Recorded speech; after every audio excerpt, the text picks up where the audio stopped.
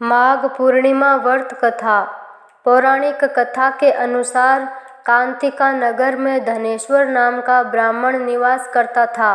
वह अपना जीवन निर्वाह दान पर करता था। ब्राह्मण और उसकी पत्नी के कोई संतान नहीं थी।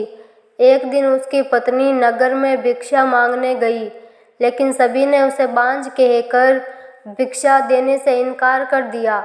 तब किसी ने उससे 16 दिन तक माँ काली की पूजा करने को कहा। उसके कहे अनुसार ब्राह्मण दंपति ने ऐसा ही किया। उनकी आराधना से प्रसन्न होकर 16 दिन बाद माँ काली प्रकट हुई।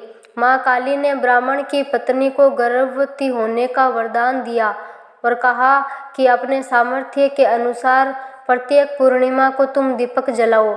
इस तरह हर पूर्णिमा के दिन तक दीपक बढ़ाती जाना, जब तक कम से कम 32 दीपक ना हो जाए। ब्राह्मण ने अपनी पत्नी को पूजा करने के लिए पेड़ से आम का कच्चा फल तोड़ कर दिया।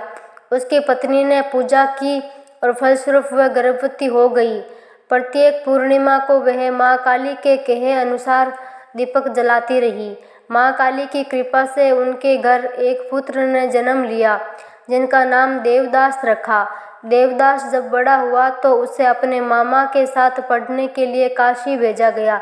काशी में उन दोनों के साथ एक दुर्घटना घटी, जिसके कारण धोखे से देवदास का विवाह हो गया।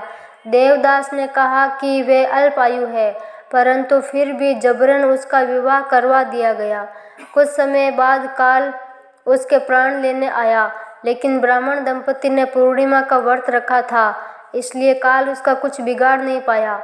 इस कथा के अनुसार सच्चे मन से पूर्णिमा के दिन व्रत करने से प्राणी को सभी संकट से मुक्ति मिलती है और सभी मनोकामनाएं पूर्ण होती है।